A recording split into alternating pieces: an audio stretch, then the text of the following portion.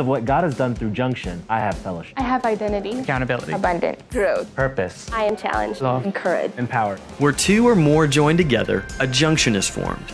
That is what happens on Thursday nights when young single adults from across the Brazos Valley join together to worship God, study His Word, and learn how God can use them to impact their world.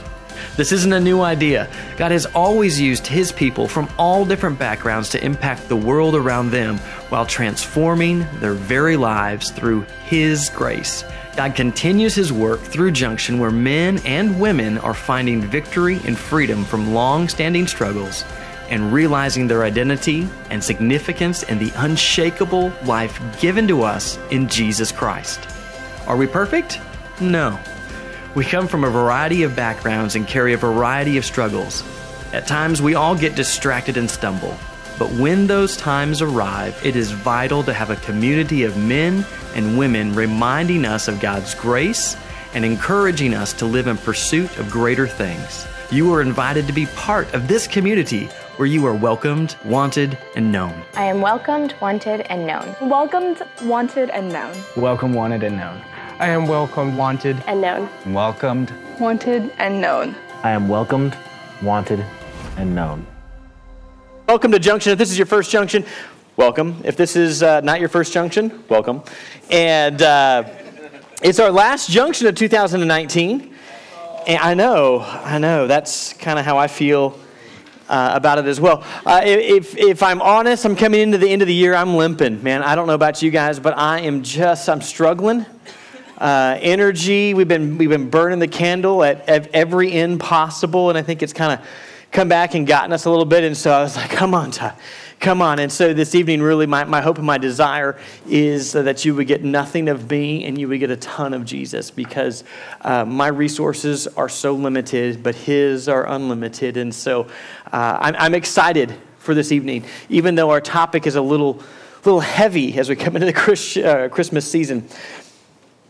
I want to just take you back a while ago. I lived in Michigan, where winter is winter, where there's snow. And it was Christmas time, and my sister had a friend over for the night. And I thought, you know what, in the morning, the Christmas tree was up. There were gifts underneath it. And I was just down there minding my own business, like, wow, look, they're so beautiful. This one's for me. I wonder what it is. Well, I wonder what could be in there. And then I hear them coming down, and I thought, you know what? I'm going to scare them. And so I hid underneath a blanket on the floor. It was just sitting there. I crawled underneath it and kind of made it look disheveled, and I'm all underneath it. And I'm like, ha, ha, ha, ha. This is going to be great. I'm going to scare my sister and her friend, and they're going to scream. It's going to be the best Christmas ever. And so as I'm waiting, I hear them come around the corner, and they're like, okay, so let me tell you what I got everybody for Christmas. And then I had this little conversation with self. Scare them? Or just wait a little bit and hear what you're getting for Christmas. Back and forth and back and forth. And I decided to be quiet and just wait. And so they came down, and my sister's like, and this is what I got my mom, and this is what I got my dad, and this is what I got my brother. And so then I'm listening real big. And she says, I got him a book. And I remember I was underneath this blanket, and I remember my face going, a book. Now, some of you guys are readers. I was not a reader. I'm like, that is the worst gift you could possibly give me. You know, I'm like, a book? And then she mentioned a few other things that just didn't make sense to me. I'm like, do you not know me at all? And so I'm frustrated, but now I'm stuck, right? I'm underneath the blanket. I've now heard these really junky gifts that I'm going to get. And so I'm sitting there, and I'm like, well, what do I do? And then my dad enters into the kitchen. I hear him, well, hey there, girls, how are things going? And now I'm thinking, what do I do? Because if I come out now, I'm going to get in trouble for like sneaking around and trying to figure out what's underneath the tree. What do I do? So I was like, just hang out. And so you could see through the blanket. I could kind of see through things. And they started throwing a ball back and forth. And I'm like, this isn't going to go well. And my dad threw it, and my sister missed it, and it landed on the blanket. Well, normally, a blanket would just absorb the blow. But not when there's a Todd underneath there.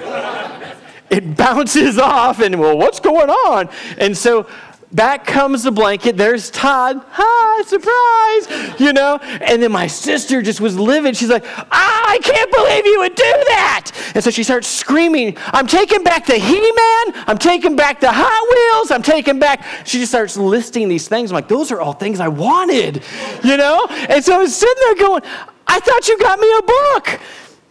Oh, Christmas is a mixed bag of emotions. I mean, I went from excited to just disappointed, and then I felt ashamed that I had betrayed trust by hiding underneath this blanket, and then I was kind of angry that I was found out, and then I was mixture weird, like excited and still saddened when I heard the real gifts.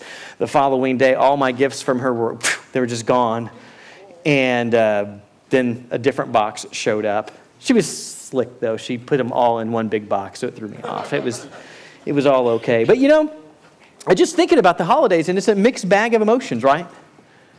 I mean, really, for most of us coming into Christmas time, it's just a mixture of feelings. And we're not talking about the mixture of feelings that happens from hiding underneath a blanket. We're talking about the mixture of feelings that comes in there when we think about this marker at the end of the year.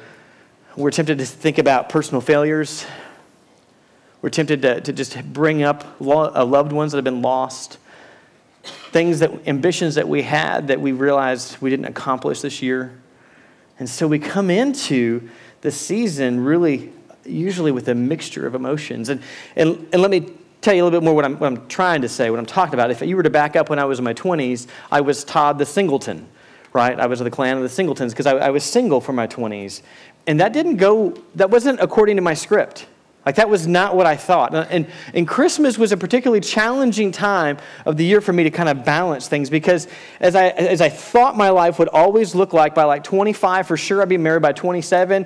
I definitely would have been married and would have had some kids, and I would have been in a place financially where I'd have a home and that I could actually have all of my family in, and so that I could host them. And I just had this imagination. I would just be down at the kitchen with the griddle going and making pancakes for everybody. It's just going to be such a joyous time, and that was going to be me like in my late 20s. And I went all the way through the 20s, and that just wasn't the case. And so year after year after year after year, I just found myself mixed emotions coming into Christmas time. I'd be really excited, right? Because I love my family, and I knew it was going to be time with them. So I was, yes, time with family. And then I also knew there was a break from work, and so I was like, yes, a break from work. And yet each year there would also be just this undertone, this undercurrent here going on of like, another year, and I'm just a disappointment. And I'm a failure. I failed relationally, vocationally, and financially. And, I hid it really well.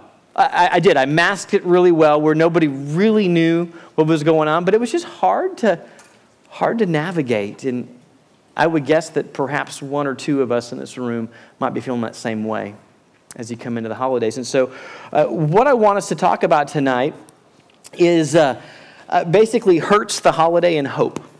And we're going to be in probably the most used Christmas narrative ever. It's found in the book of 2 Samuel chapter 7. So if you have your Bibles, we're going to be in 2 Samuel. And if you don't know where 2 Samuel is, this is roughly 1,000 years before an angel showed up to say, hey, Mary, I got some good news for you. About 1,000 years before the angel showed up to the shepherds and just scared them to death by declaring, we've got great news for you. This is 1,000 years before this, give or take a few. And we're going to look at 2 Samuel chapter 7 in its entirety. I'm not going to read the whole thing, but it's a pretty important chapter in all of Scripture. But we're going to look at it when we come through, and we're going to look at three things. We're going to look at the first of just what's the source of our hurts. And they vary. They really do. And the second thing is there's a plan and a pathway here to move from hurt to a hope. And then the third thing that we're going to look at is just see that in practice. We're going to see it lived out. And I hope at the end that God will do something incredibly beautiful in all of our hearts. That we'll sit here no matter where we are on the spectrum of coming into Christmas season. If we're excited 100% or if we're excited 80% and kind of depressed 20%, that He can take that mixed bag of stuff and make it a beautiful, beautiful season. And you know what? Here's the deal. I just want, before we go any further, you need to know this. Coming into the Christmas season, if you are not okay, it's okay. You're not a bad Christian if you come into Christmas and you're carrying a burden. You're not a horrible individual You haven't missed out on things. It's just there's some hurts that we carry coming into it that they're just part of who we are. Now, God doesn't want us to be dominated by them, but I want you to know it is 100% okay to not be okay coming into this season. So let's look at the source here.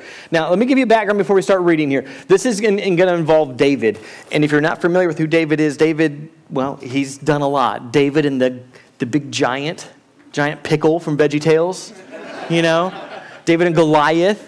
David's story, though, if you were to go back and you would trace it through, right, there was a king before David. His name was Saul. Saul messed up, and God said, I want a new king. I want a king after my own heart. That's what I want. And so he sends his prophet Samuel out, right? And he heads out to Jesse's house, and he gets there, and he's like, hey, I'm here, and I'm going to anoint a king. And so Jesse has all of his boys there, and he brings them out one after the other, and Samuel's like, God's saying no to all these. Do you have anybody else? And he's like, oh yeah, we got David out in the field. So David, you know, he had been forgotten during this very huge honor of coming in. He had to work the sheep while everybody else got to have the blessing. But then all of a sudden he shows up and Samuel goes, I don't know, God. And God says, that's him. And so he gets anointed to become king. And then he just goes back and he has to wait. He fights the giant. We know that. His brothers, when he went out, we know his brothers weren't really a big fan of him. Like I said, he was promised to be king. He defeated the giant. Then he served Saul. So he's in the position that he is going to be the next king. Here is the actual king who is making a mess of things, and he's serving him. And he's doing all that he possibly can to extend Saul's reign. And you know, it's interesting. Saul knew that his time was going to come to an end, and so he knew David was going to be the guy, and so he wrongly treats David. Like he wants to kill him several times. And so David spends a lot of his life running away for his life. He has opportunities to go ahead and kill Saul and take the king, but he doesn't. He just continues to trust God, just continues to trust God. This is the David we're talking about. He hasn't messed up yet, is what we see in Scripture. He hasn't gone and had his thing with Bathsheba yet. That hasn't happened. David has been doing everything right, and yet if you were to look at his circumstances up to this point, most of the time it looks like he has done everything wrong. It hasn't gone his way. He's had more years of waiting, running, and suffering than enjoying the position that had been promised to him. Can you relate to him a little bit? I mean, because that just happens in the world, right? You can do all the right things and you can still end up with some really junky situations. You can do everything right and be married to somebody who has cancer and is taken away. You can do everything right, and that can happen. You can do everything right and you can be fired from a job that you didn't need to be fired from, that you didn't do anything wrong. You can do everything right, and you can have relationships. You can do everything right and have been born into a family with some really nasty people who don't treat you very well. You can do everything right and just have a lot of wrong around you. That was David. Can you relate to him? And now he's finally moved in. He's the king, right? And so we're getting ready. We're like, well, okay, that was great on David. That's fine and dandy. What are we talking about? The source of his frustration, the source of his disappointment, the source of his hurt that we're going to be talking about here. Right there in 2 Samuel chapter 7, verse 1, it's really kind of interesting. The king, that's David, he settled into his palace, for the Lord gave him rest from all of his enemies on all sides. I mean, think about that. He's been running, having to fight for everything. He finally is in charge of the kingdom. And then God gives him rest on all sides. He has a moment of peace. It's beautiful. What an incredible gift. Verse 2, the king said to Nathan the prophet, this is the first time we hear about this guy Nathan the prophet, and he says, look, I'm living in this palace made from cedar while the ark of God sits in the middle of a tent. So David is sitting here where he has this God-given rest. He has this season where everything is okay. He can just go, What is he thinking about? He's thinking about God. In that season of rest, he's like, man, I'm I'm looking around, this is just wrong. I live in this big palace in the ark of God where we go to meet with him. He's just in a tent out there. That's so wrong. He's greater than what I am. This isn't right. And so his mind's in this time of rest moved to God. My question to you, just really quick, what do you think about when you're given a time of rest? What does your mind drift to? You know, I don't know about you. When you go home, if you're going home for Christmas, I don't know. But when you have that time that the world hits pause, where does your mind go to? Does it just go back to shattered dreams like it did for me in my 20s? Like, man, I thought I would be here. I thought I would be here. I thought this would happen. Maybe next year I thought this would happen. Man, I just messed up. What's wrong with me? Is that what your default thinking goes to with the gift of rest? You just sit there and think about only what you want and what you desire? You know, you're like, okay, I got some time off. I'm going to do whatever I want. I'm going to treat this time however I want. I want naps all the time. I'm taking naps all the time. I'm coming home. It's time for me to do nothing and make my parents do everything. I don't know. What does your mind go to? You know. Do you think back to brokenness within your family? Do you go back to think about past failures that you've had? Or maybe you go to the other extreme. You know everything is so messed up. You know what you're going to walk into. And so when a time of rest comes, that just really freaks you out, right? You have to enter back into all this place. Like, you know what? I am just going to Netflix the whole time. I'm going to binge watch. I'm just going to escape. I'm just going to numb whatever stuff is going on inside of me. That's what I'm going to do. Or I'm going to go and I'm just going to start gaming. That's all I'm going to do. It's just my time off. And so what I'm going to do is like, give me the console and here I go. Here I go. Isn't this awesome? This is so incredible because at least on the screen I can be somebody. Because in real life I feel like a nobody. What do you do when you're given rest? Maybe you're like this gal here who's just like, man, my life, it just turns to alcohol just to numb it. Maybe you turn to porn. Maybe you turn to just anybody who will reach into your life and give you any type of affection, anything. I don't know what it is, but you know, you probably, maybe you have, but I'm guessing you maybe haven't thought about. This is God-given rest that he has built in to your life as we come into this season. It's a gift from him. Are you consciously aware of what you're going to dwell on during that time? David, in his God-given rest, he's sitting there going, I'm just thinking about God. That's a beautiful, beautiful thing. And listen, if you drifted into these things, I'm not here saying shame on you, because I do too. It doesn't come naturally to avoid these things. Naturally, we drift towards them. It is very abnormal to sit there and say, no, I want to begin to look and be amazed by the things of God. Well, so he sits there and says, I'm in this big palace. God's ark is in the tent. This isn't right. And Nathan is right there. He says, man, you should go and do whatever you have in mind, for the Lord is with you. I mean, Nathan's just sitting there. He's not making a proclamation from God. He's not saying, thus says the Lord.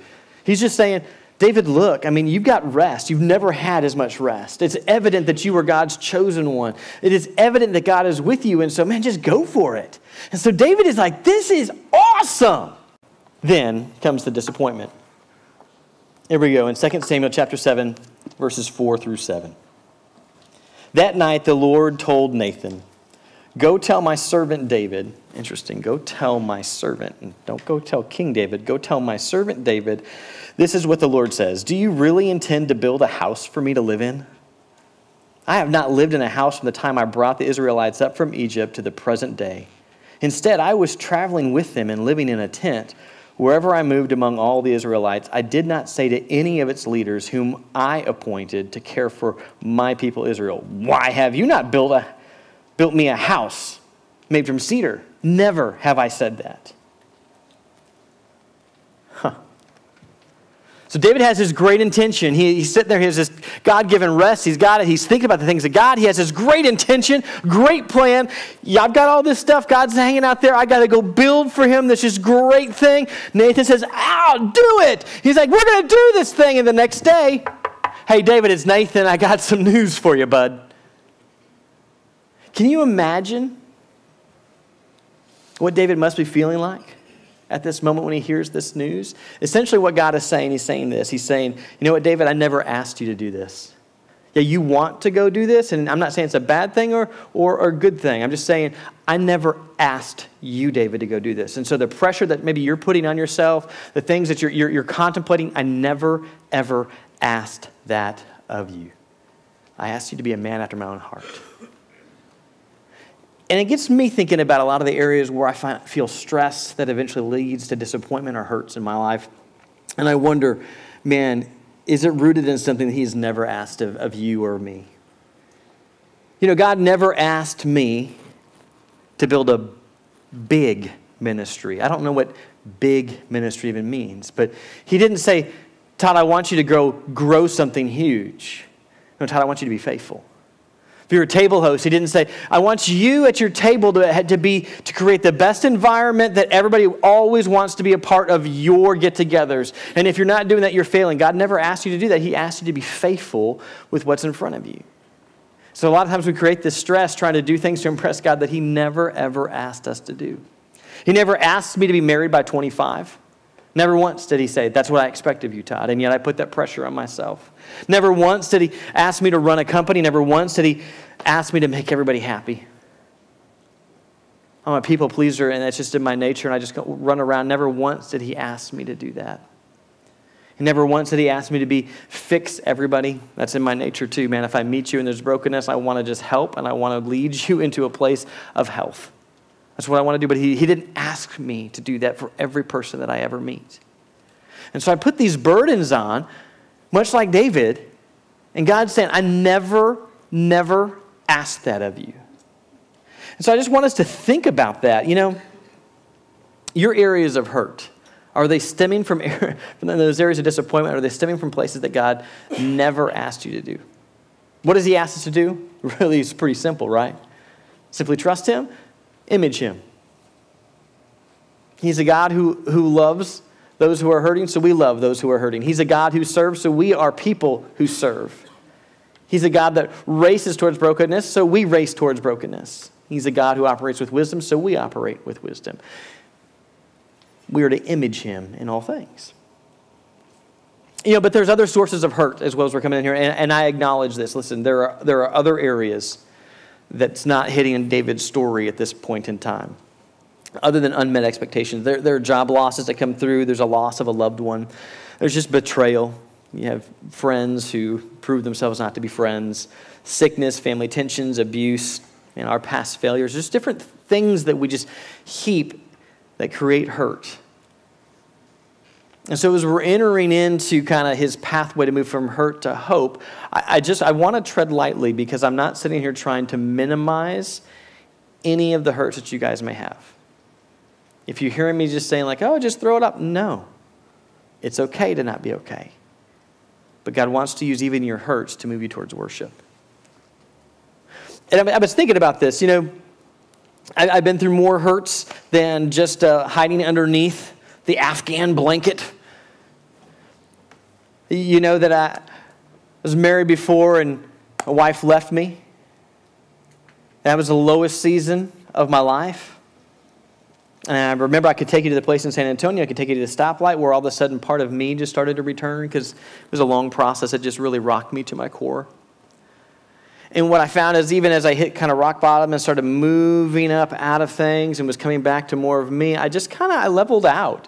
And it's maybe hard to see here. It was much brighter yellow on my monitor. But, you know, I was used to having this. Like emotions and life, my attitude was just really bright. Although it's dull here, but it was just really bright. And the best way I could just explain it was everything just felt muted.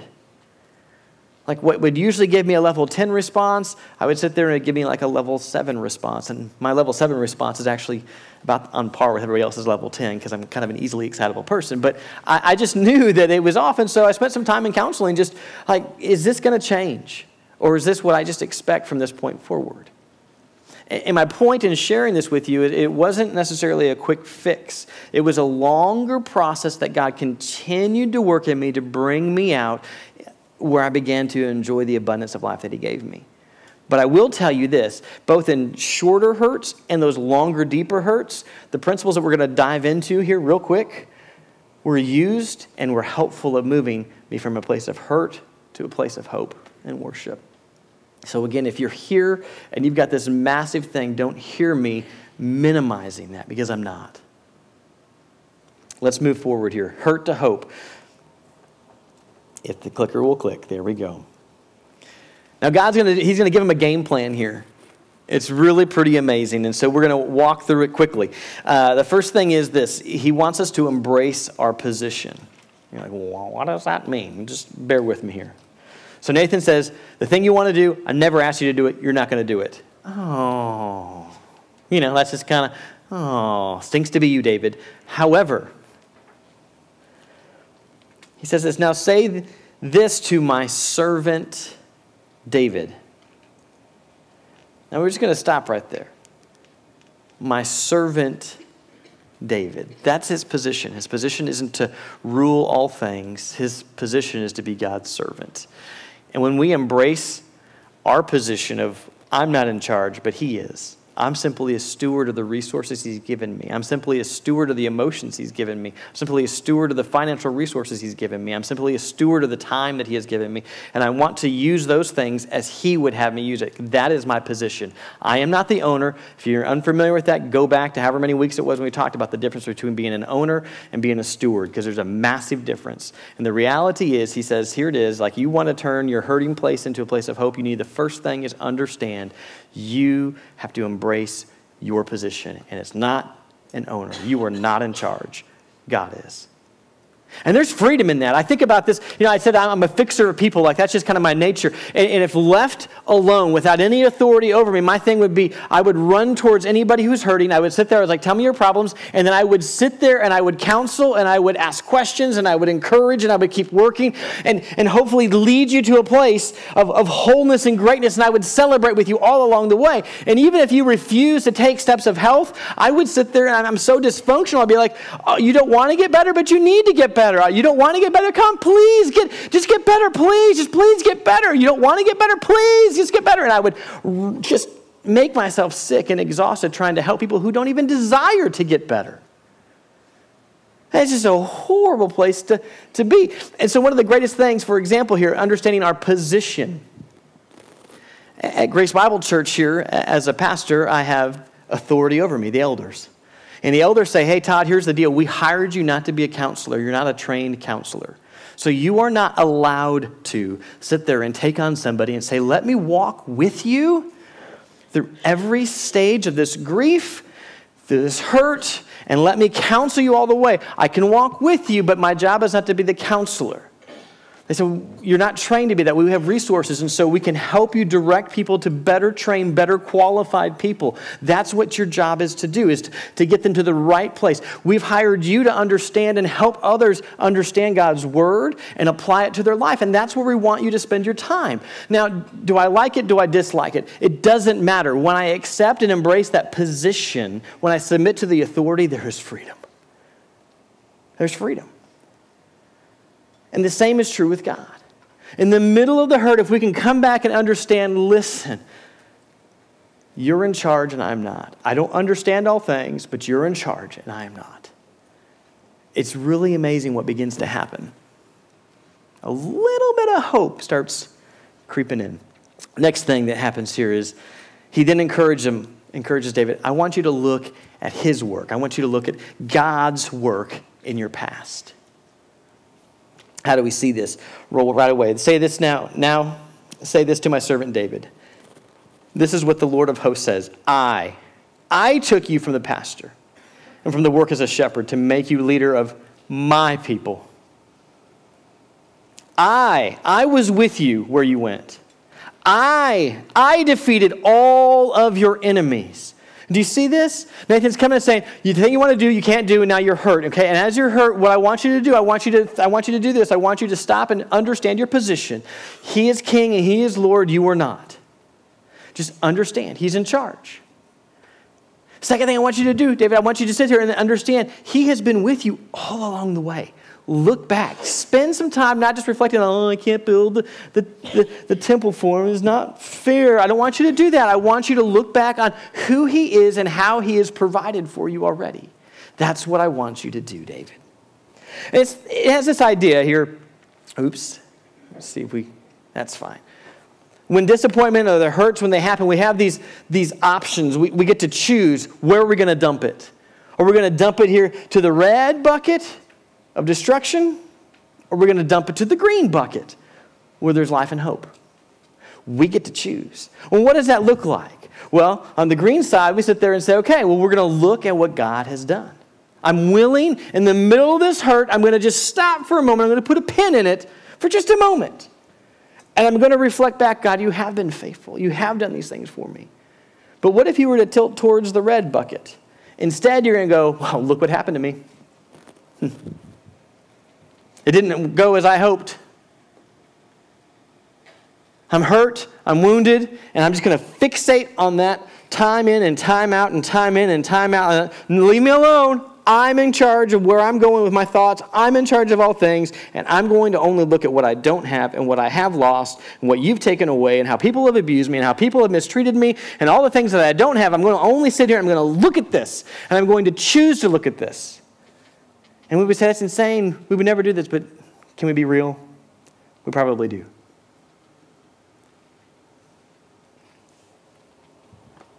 So what has God done for you? Any clue? What has he done for you and for me? Well, again, let me just throw a list of a few things up here. Man, he's forgiven you. He's made you a new creation. He has freed you from the power of sin. He absolutely loves you. He's made you blameless. What? He's made you complete. He's given you eternal life. He's made you a child of God. You go from being an enemy to being embraced as a son or daughter of the King. I mean, picture that. From I'm trying to tear down these walls to now I'm on your side and you're giving me the keys to everything and I can explore any part of the kingdom that I possibly want. Yes, absolutely. That's incredible. But that's what he's done. You're chosen. You're wanted. You're clean. He's done some incredible things for you.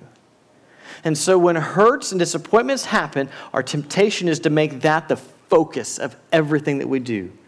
And God is saying, understand your position. I'm still in charge, and you're not. I never asked you to be in charge. I've got this. I'm working. You don't know how. It's okay. Trust me. Second, look at what I've done for you. Look. Just look. And maybe you'll look and you're like, oh, yeah, you forgave me. Big whoop. Oh, yeah, you made me clean. Big whoop. Pause. And begin to think about the magnitude of what he has done.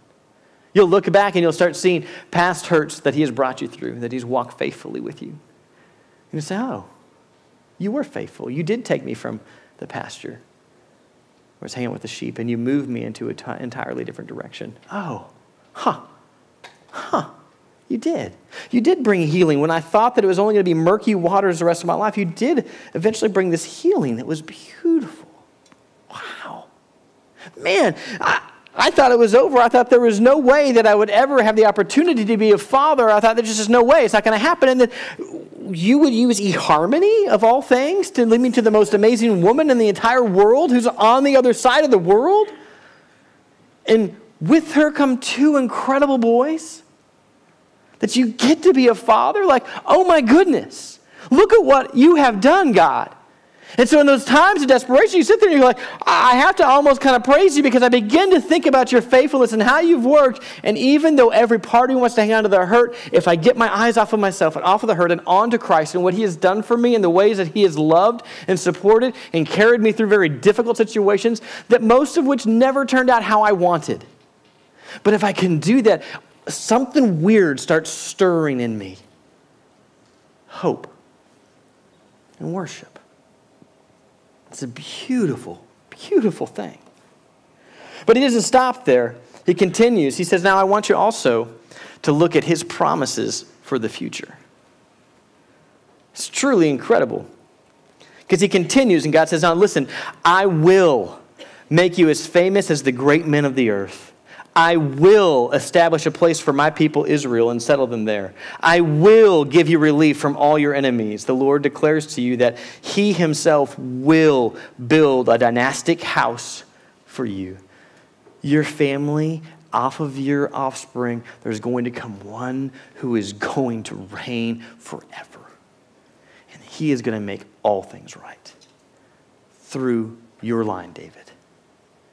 Do you see what he did? He said, I was with you in all these places, and I'm going to be with you here in the future. I'm right here with you in the present, in the middle of your disappointment of, I don't get to build the temple. Whatever the hurt is, he has done stuff for you in the past, and he has made promises for the future. We continue in chapter 7, verses 12 through 16. When the time comes for you to die, I will rise up your descendants, one of your own sons, to succeed you, and I will establish his kingdom. He will build a house for my name, and I will make his dynasty permanent. Your house, David, and your kingdom will stand before me permanently. I mean, God's just saying, I'm not done. This isn't the end where you are right now. This is not the end. There is more to come, and I've got great things for you. So when you look back at our buckets, it's not just look at what God has done, but look at God's promises for the future. It's incredible, unless we decide we want to dump it all in the red bucket, in which case we sit there and say, well, look how not having whatever it is going to ruin my future. Look how this is going to just suck life out of everything I've ever known. And it's a choice that we have to sit there and say, this is how this is going to impact me the rest of my life. I absolutely know exactly how this is going to impact me the rest of my life. And really, if you had that conversation with God, wouldn't that be funny? God, I know exactly how this is going to impact me the rest of my life. And they're like, what? Are you serious? You know how that's going to impact you the rest of your life. Absolutely. No, you don't. Look at all the things that you've come through. Look at all the things that have unfolded. And none of the things that unfolded, you said, this is for sure what's going to happen. None of it happened, did it? Well, not exactly. But this time I really, really, really know. I mean, it's just absurd. We think that we can elevate our hurts above who God is. We think that our wisdom is greater than his. And he's just saying, no, remember your position. Remember what I've done in the past. Remember, I've got something great for you in the future. This is not the end. This is not it. And man, was he faithful to this promise?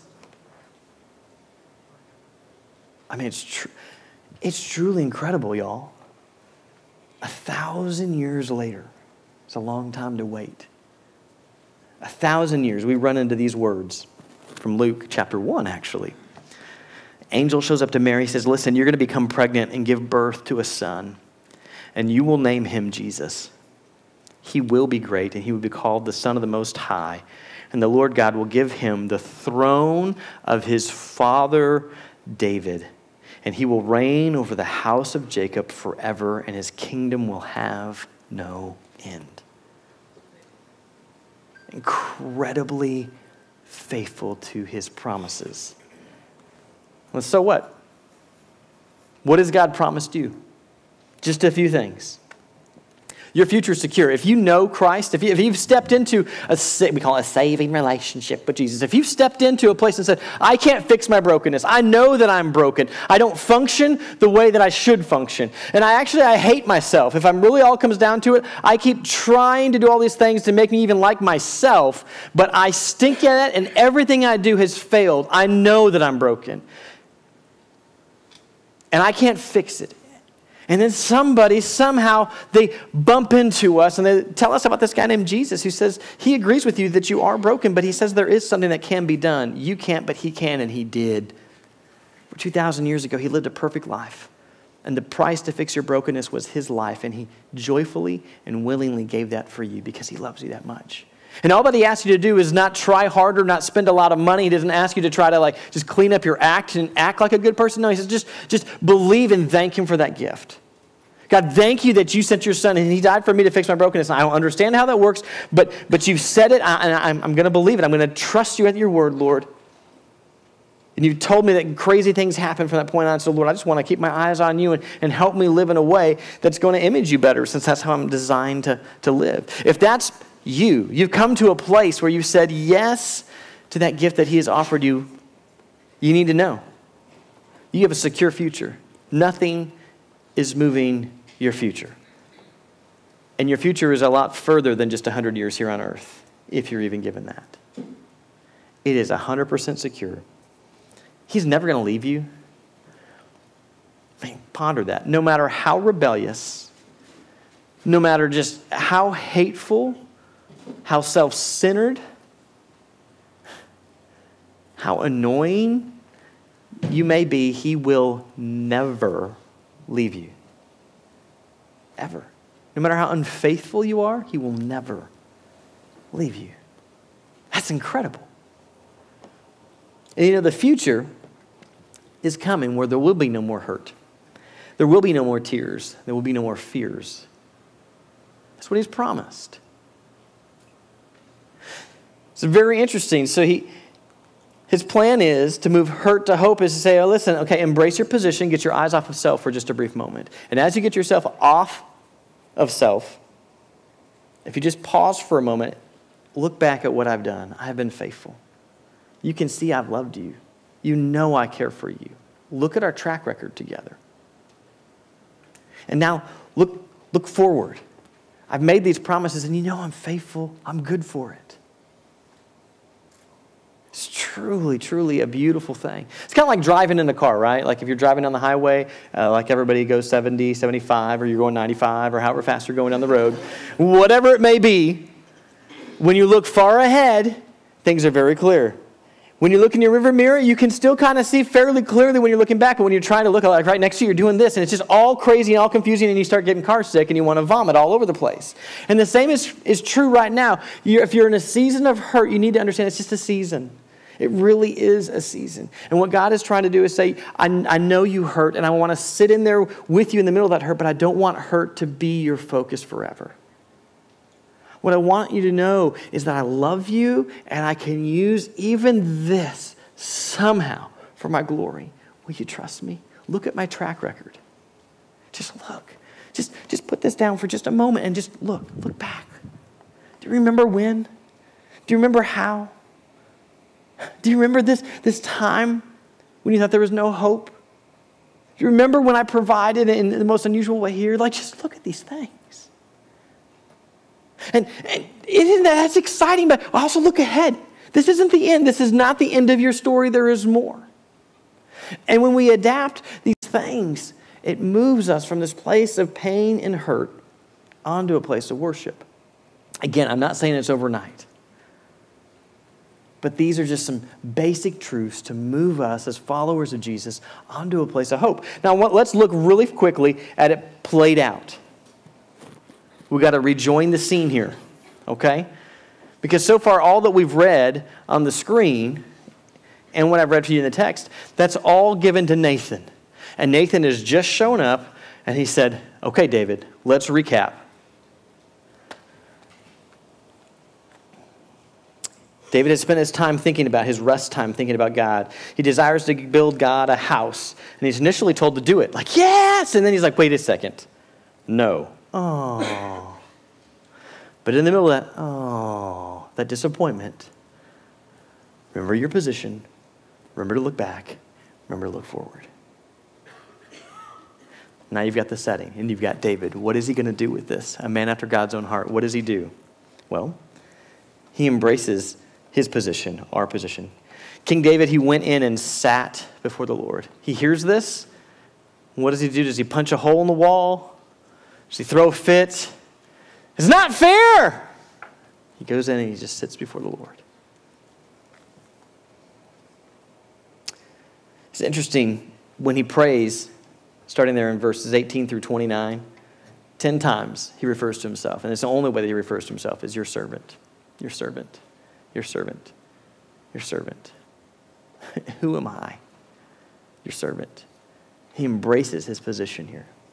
But he continues his work in our past and his work in David's past. King David went in and sat before the Lord and said to him, man, who am I? Who am I? And what is my family that you should have brought me to this point? See, he looks back and he goes, you're right, God. All the things, you're the one who brought me to this point. God, thank you. And who am I? I don't even deserve to be here. But you've brought me there. And then what about his promise for the future? And he continues, and you didn't stop there, O God. You have also spoken about the future of your servant's family for the sake of your promise and according to your purpose. You have done this great thing. You see, David right away here comes out and he says, I embrace my position. I look back. I acknowledge what you've done.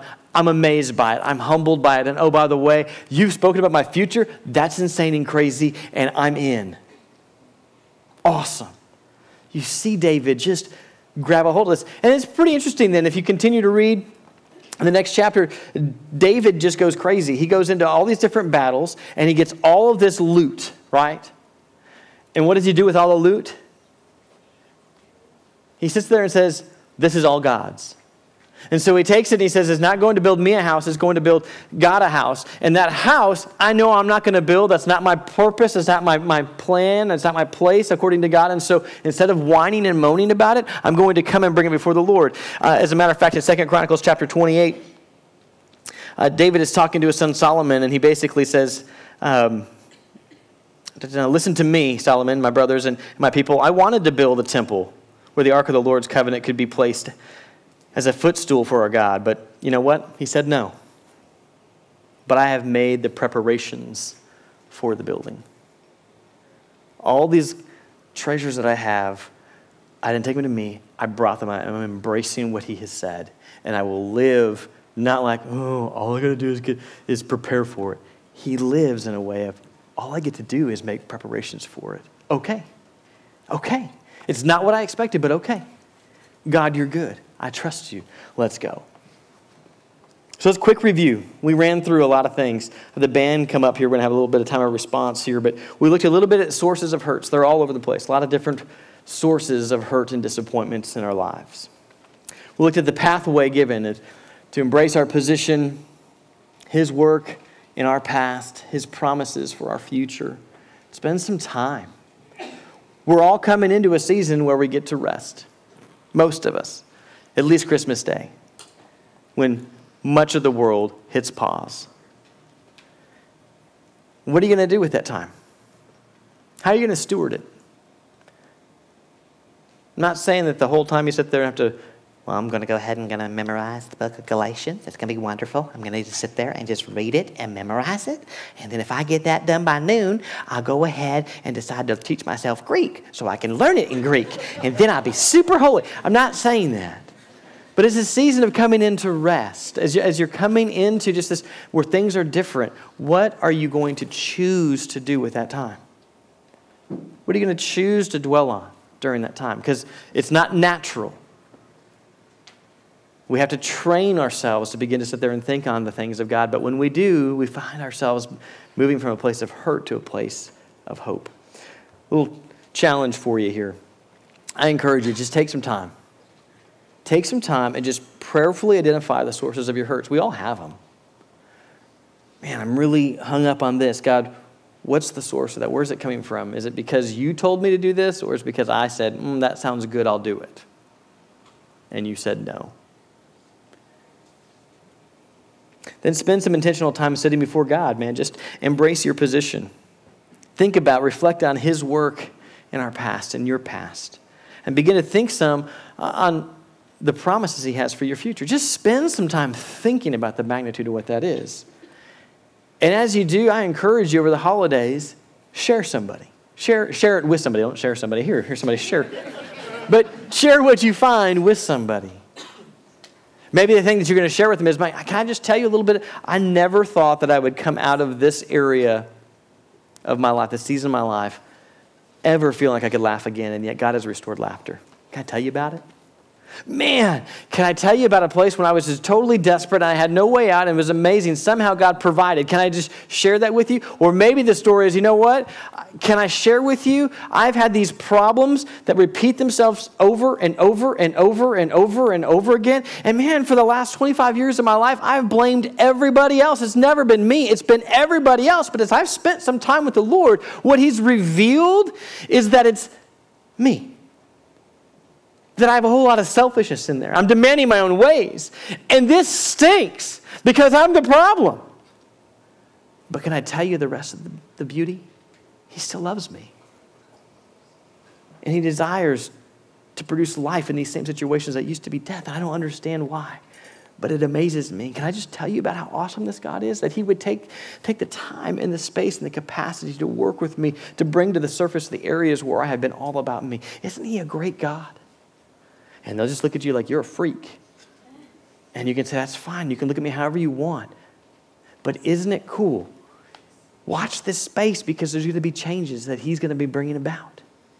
He's got great promises for us. Can we be a group of men and women who are willing to sit there and say, thank you, God, for the rest that you're giving? Lord, let us steward it well.